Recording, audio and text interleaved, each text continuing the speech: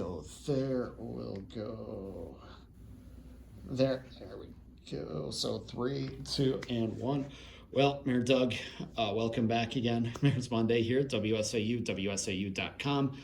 We've finally gotten that snow that We should have gotten December. Wisconsin is, so famous for. Yep. Everything seems to be holding up just fine, though. Give us an idea of how Public Works has been handling the rounds of winter and how things are looking as far as street maintenance goes. Sure. So I just met with Dustin and Eric yesterday. Went over a little bit of how we're doing financially. We are ahead of budget. We're under budget, I guess is a better way to put it. We're a little bit ahead. Now, our more snow removed this year in the beginning of the year than we were last year. So there's a difference there. We're now removing snow and trucking it over to the big snow piles over there behind the cemetery. Last year we didn't have to do that.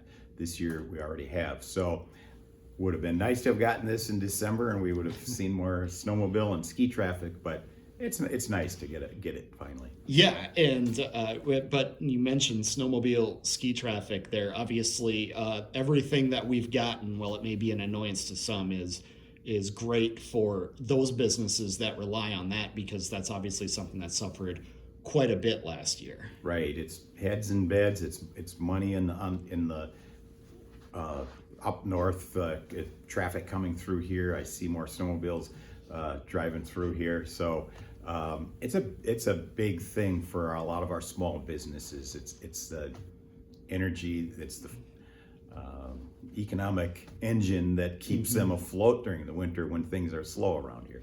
Yeah, and another big economic driver, though, you can't overlook what's coming in the next 2 months when the NFL draft comes to Green Bay. I know Visit Wausau has been doing quite a bit with it. I know they've already got the buses lined up that'll shuttle people to and from Green Bay. If you're going to stay here in Wausau for $50 or so, they'll take you over to Green Bay.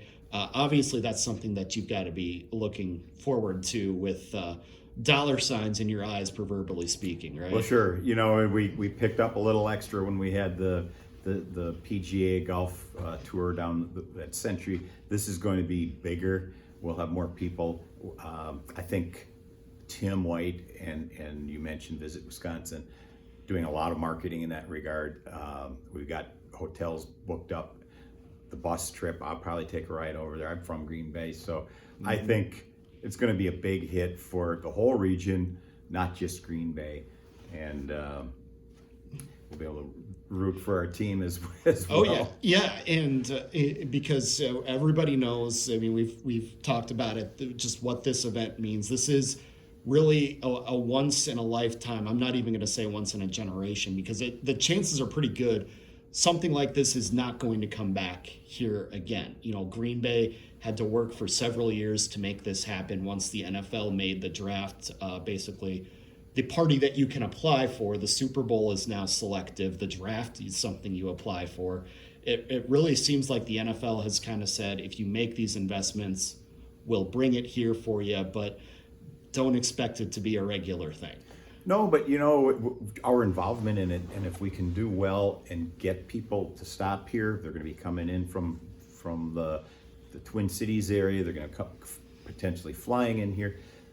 Stopping here gets us more on the map, and it also will show that we can host maybe smaller events that people haven't thought about bringing here. We've got Wings Over Wausau. We're looking to double the capacity there this year. We filled up the Jefferson Street Inn with the pilots coming into town, so we can host events, and we can be satellites to types of events, and it really is. Mm-hmm. It's nice to have a neighbor down the road that can bring this in, and we can kind of ride the coattail, if you will. Yeah, no doubt about it. And have you had those conversations then with other event organizers about what their plans could be for Wausau? I mean, if they look at this and say, wow, you guys really pulled this off. Sure. Well, again, with our group, with the hoteliers and with the Visit Wausau, we meet and talk pretty regularly on what we could do. Short of a major convention center, maybe some more hotel space here that we could, if you had, let's say, you've got the Jefferson Street Inn that can host a pretty decent event, but we can't really put 1,000 people in there. If we had another downtown hotel where we could host a 1,000 people event, that would just put us into a much bigger category of things we can bring in here, like the Dam Association for the River Valley Co-op. Okay. They host it different places. There's different dam conventions, and I'm going to get it wrong here. It's the Hydrovision. So they have to host those in places like Chicago, Minneapolis, St. Louis. We can't host them because we're just too small. But if we could get into that mid-sized event attraction, it's a huge boost to the city. Yeah, absolutely. And I know you talk with Mayor Wiesa pretty often. Mayor Wiesa will tell you events like this are almost like a first date with the city that you're visiting. If somebody likes it enough, they might come back then when they're not participating in that event and say, hey, maybe we can come up here and do some snowmobiling. We'll bring the sleds up from Illinois and check out the area or check out the powder up here. Or they go home and tell their Buffalo fans yes. Hey, check out Wausau. Yeah. That I noticed at the Wings Over Wausau. We had 100 airplanes here. They all stayed at the Jefferson Street Inn, and I made it. I got down there and I ended up spending the whole day there. I met every single pilot, and to a person, they all love our city. So they're going to go back to the Four Winds, and wherever they land, they're going to tell their friends, and neighbors, families, hey, Wausau's a very cool place, and get up there and check it out. It's momentum, it's marketing, it's, let's look at cool things here in Wausau. Absolutely. And of course, we've got cool things, in progress as well. We've got great construction projects going on across town. Have you had a chance to kind of check out some of these developments that are in progress right now, and how long before we could maybe see some real movement or some real businesses opening in these? Well, our city inspector is in the foundry just about the foundry on 3rd, every week, sometimes a couple times a week, because every stage that they go, he's inspecting electrical, plumbing, insulation, everything along the way. So I tag along with him every once in a while and go through that. They're ahead of schedule, so that's good news. I don't want to trump somebody else on how ahead of schedule they are, but it's looking good, and the sooner we get them open, we'll start reaping the benefits of it. They already have an online sign-up list to get in and get yourself an apartment. I know they have a few potentially commercial spaces lined up. Too soon to say, but I guarantee you it's going to be before the end of the year, so they will be ahead of schedule. And then as far as the property on the battery site, that seems to be moving along pretty good as well. That is, and I haven't walked that site yet, but just from driving by, it looks like they've got a pretty good jump start on not having to work in that frost. Some of those cranes don't work so well when it's minus 22, so today might be a little risky out there, but progress-wise, they're probably going to be coming online about the same time as the foundry on 3rd, so we'll have, you're pushing 200 units of living available. Yeah, and those are places, people that are going to be then coming right into downtown Wausau. Obviously, you said commercial. We're going to have some new businesses possibly opening in a few of those. That's going to mean a lot of jobs, and ultimately, it's going to mean a lot of positive growth for the city. Oh, absolutely. You're going to boost. I like to think of it as a neighborhood. You're going to have a downtown neighborhood. So you come out of your apartment and you can walk the neighborhood and hang out at these places. You don't need to get in the car and go to some other town and enjoy yourself. You can do it right here.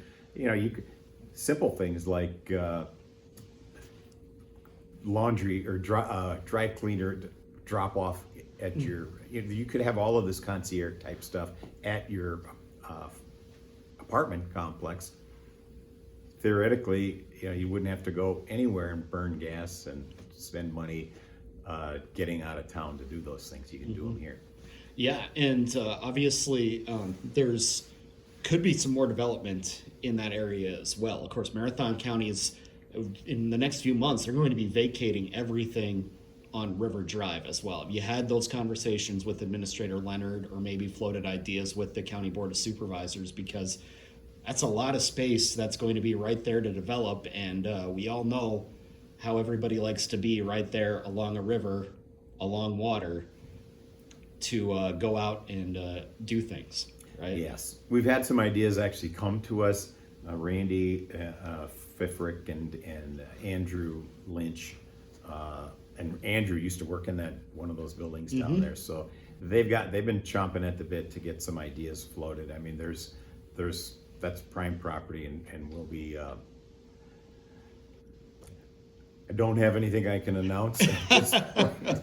Does it? But it would be a great spot to get, a government agency along that river there. If you think about it, would we do it that way today? Probably not. I am going to venture a guess that that's probably exactly the way that would go. Would the ideas have anything to do with pizza and beer?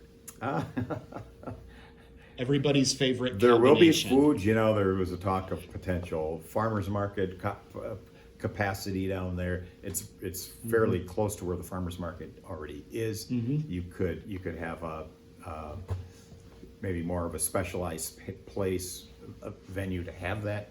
But those are some of the ideas that are being floated. We have plenty of parking across the street. We have that city-owned lot, so there's space there to do a lot of different things. I think that area was at once upon a time looked at a potential convention center. I'm going to hold my thoughts on the convention center, because that can be that becomes kind of a regional Right. issue.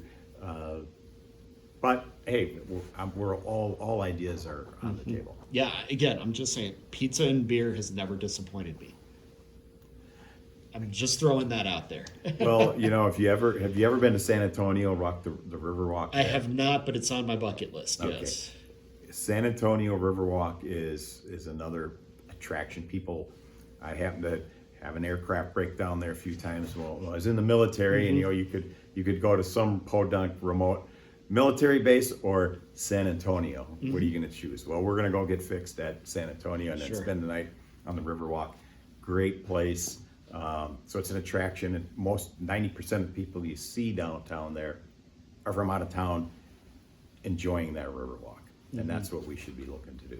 Absolutely. Then one more thing before we let you go. Obviously, the city is in a spot right now where we've kind of had some contentious portions at city council meetings. I know you and I were just talking before we hopped on here about public comment rules, regulations, and things like that. For those that didn't see that meeting, because it was a very short meeting, there was just kind of a couple of things on the agenda. There may not have been a whole lot of eyeballs on it at the time. Just, if you would, just kind of summarize what you wanted to put on the record that night regarding public comment and kind of, remaining civil, if you will, while you're in City Hall. Sure. And this is something that's come up every term, every year.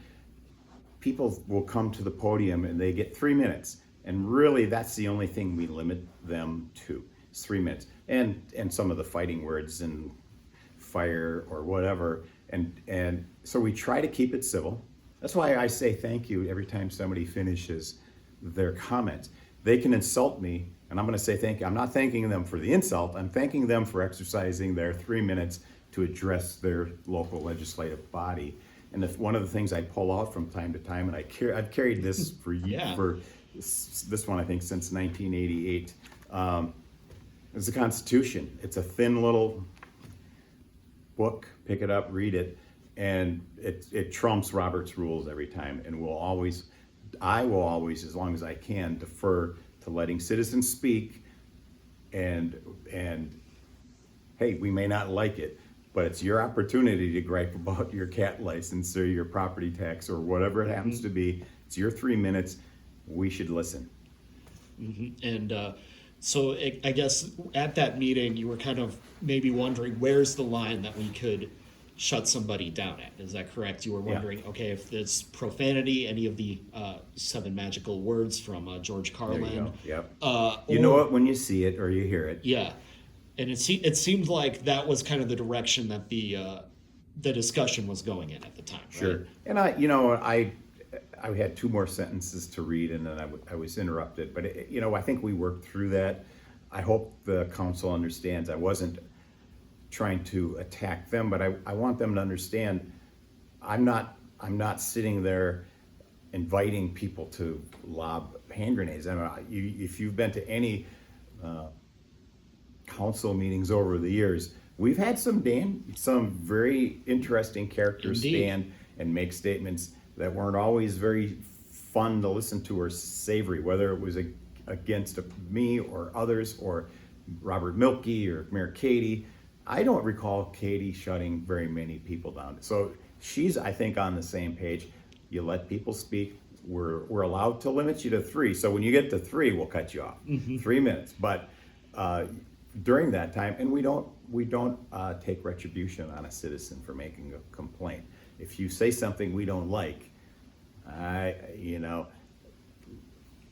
put it in the vault as Feedback received. Feedback received, There we but go. don't go over and try to figure out how to mess with a resident or take retribution on them. I think if we take it that approach and listen to what people say, whether they're on our side or not, then we move on to our decision-making process. Disconnect from the personal aspect of it and view it, compartmentalize that as, hey, this is their segment. The public puts their input in. You do with it what you think you need to, but let's not shut it off. Let's not cut them off. First Amendment. Yeah, absolutely. I'll go to my grave defending the First Amendment. Absolutely. Well, hey, I would say great advice for everybody to take something out of that at one time or another. And we will. I think the council feels a little uncomfortable with some of the things that have been said, but I think we'll get through that. Cultural changes don't happen with an iron fist. We're going to have to work through it, and they're all adults. They know that. I know that. Oh, we always appreciate the time, Mayor Diny. We'll look forward to chatting again next month. Thank you, Michael. Same time, same place. Absolutely.